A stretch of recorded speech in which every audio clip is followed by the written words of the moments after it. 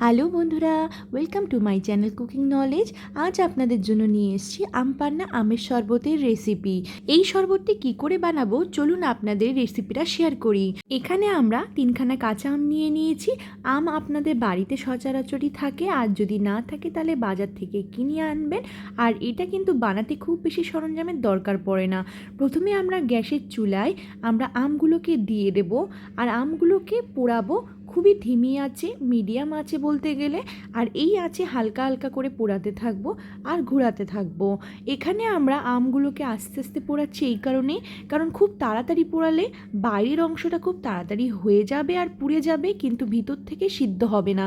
তো দেখুন আমরা এখানে খুব ভালো করে পুড়িয়ে নিয়েছি, আর আমগুলো খুব ভালোভাবে সিদ্ধ হয়ে গেছে। এইবারে আমরা আমের খোসাগুলোকে এক এক করে ছাড়িয়ে নেব। আম দেখুন আমাদের কত সুন্দর ভিতর থেকে সিদ্ধ হয়ে গেছে, হাত দিতেই এটা গলে যাচ্ছে। তো এরকমই আপনাদেরকে অতটা পরিমাণে সিদ্ধ আর পোড়াতে হবে। তো এখানে আমরা আমগুলোকে ভালোভাবে ছাড়িয়ে নিচ্ছি, কোনো কালো পোড়া অংশ যাতে না থাকে সেইভাবে ছাড়িয়ে নেবেন। এরপর আমরা আমের নির্যাসটাকে একটা বাটির মধ্যে বার করে নিচ্ছি। কত সহজে এটা বেরিয়ে আসছে, তার মানে বুঝতেই পারছেন এটা কত ভালোভাবে সিদ্ধ আর পুড়ে গেছে।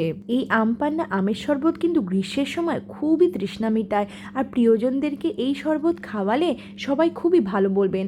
তো আপনারা বাড়িতে অবশ্যই ট্রাই করবেন।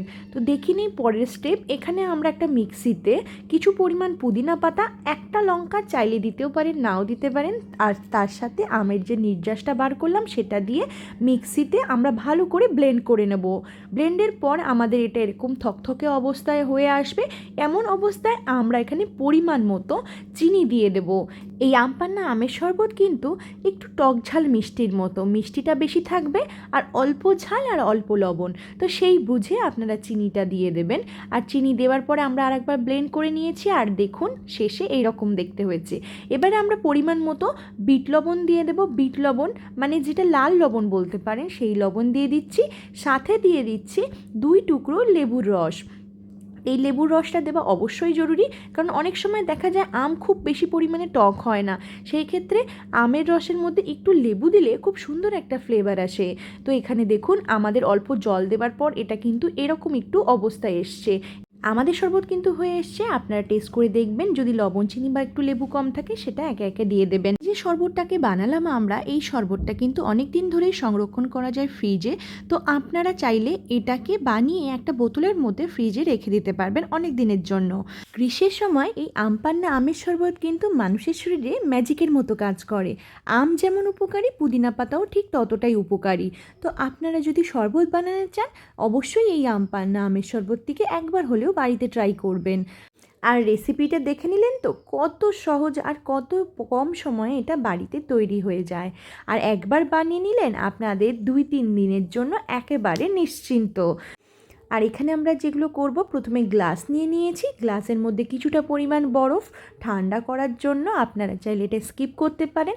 তারপর গ্লাসের 3 ভাগ মতো আপনারা জুস নিয়ে নেবেন, আর 1 ভাগ মতো এখানে জল অ্যাড করে দেবেন। জল দেওয়ার পর একটা স্পুন দিয়ে ভালো করে গুলে নেবেন, তাহলেই কিন্তু আপনাদের শরবত পরিবেশনের জন্য একেবারে তৈরি। আপনারা দেখুন শরবতের কালার কত সুন্দর এসছে, আর খেতে কিন্তু এটা ততটাই সুন্দর হয়। খেয়ে তো আপনাদের বলতে পারছি না, আপনারা একবার বাড়িতে অবশ্যই ট্রাই করে দেখবেন। এত সুন্দর শরবতটাকে সুন্দরভাবে একটু ডেকোরেশন করে নিই চলুন। তো প্রথমে আমরা গ্লাসগুলোকে লেবুর সাথে আর একটু পুদিনা পাতার সাথে সাজিয়ে নেব। এই হয়ে গেল আমাদের শরবতের ফাইনাল লুক। অবশ্যই আপনারা বাড়িতে একবার ট্রাই করে দেখুন।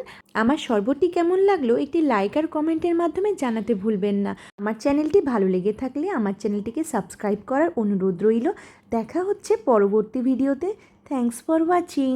Tata, bye bye.